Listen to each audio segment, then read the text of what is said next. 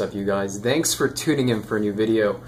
In this video, I want to talk to you about the personality measure, openness to experience. Now, we can understand high openness to experience in light of its subcomponents, which are intellect and openness proper. Okay, openness proper is essentially sensitivity to beauty, aesthetics. Think art, think artistic, think creative, think poetry, think music, right? All the beautiful, meaningful things. When you relate to beauty, when you see beauty in your life, when you live on inspiration, you are a high openness person. Now, intellect is another subcomponent. Intellect has more to do with thinking deeply about things. Thinking deeply can be associated with intuition, right? Intuitives are open people. Why? Because they are interested in thinking, philosophy. They also have this thing called a higher need for cognition, which has always been fascinating to me.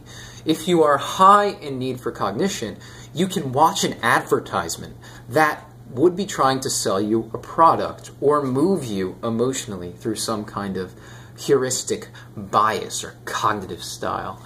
And if you're high in that need for cognition, you can have better top-down control over those processes, meaning you're less susceptible to advertising. In fact, you would be less interested in watching TV as it's more of a passive process, because what you're looking for is cognition. You want to be engaged deeply intellectually. So you could have a high intellectual component or a high openness proper component.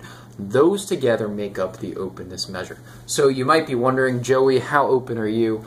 Well, I am, I think, in the 65th percentile for intellect. Additionally, I am in the 96th percentile for openness proper. My goodness, that's really high. So with that being said, I'm a creative person. So what does that actually mean? And why is this an important video to me? It's important because I'm trying to navigate the world. I'm trying to make sense of the world. And the truth is this: not many people are going to be operating in this extreme threshold of personality. I mentioned this with agreeableness for men. Just as important for high openness, okay? When we deal with high openness, we are dealing with fluid, divergent thinking. We are dealing with deep topics, highly intuitive ways of processing the world.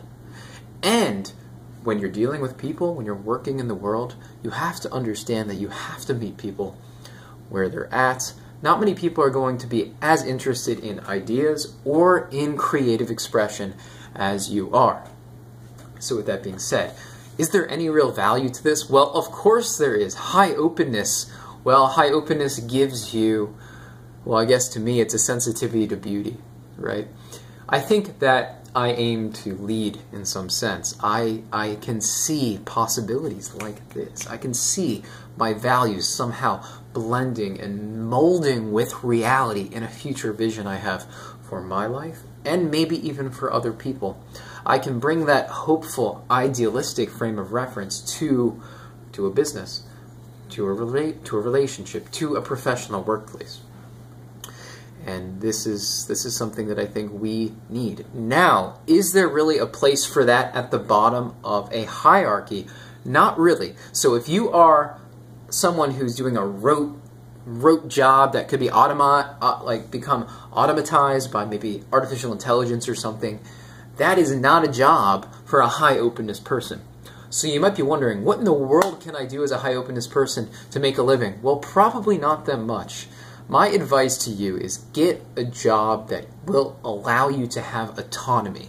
So be able to work those hours that'll give you free time to work on your creative projects.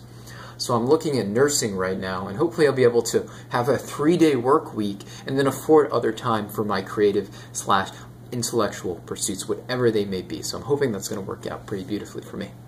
So with that all being said, high openness is one of those things that is going to come into play with entrepreneurship. So I make YouTube videos.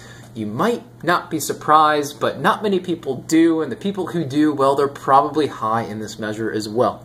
The video needs to be cut short because I don't have much space in my camera, but I just wanted to bring those things up for food for thought. I'm highly open. If you are too, let me know with a comment. You can like the video if you liked it, and send me a message, whatever. I would love to connect, and subscribe if you want to see more from me. Keep being beautiful and creative and inspired, because we need that.